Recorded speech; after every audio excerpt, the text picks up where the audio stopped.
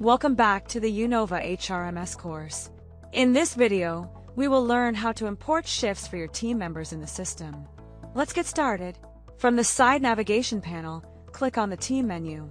From the list of submenus, select the Team Members submenu. This will open a new page displaying the list of your team members. To import shifts, click on the More button located on the page. From the list of options, select the Import Shift option.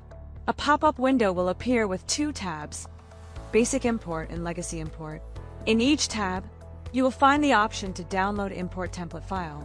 You can also download the list of active shifts available in the system by clicking on the provided link.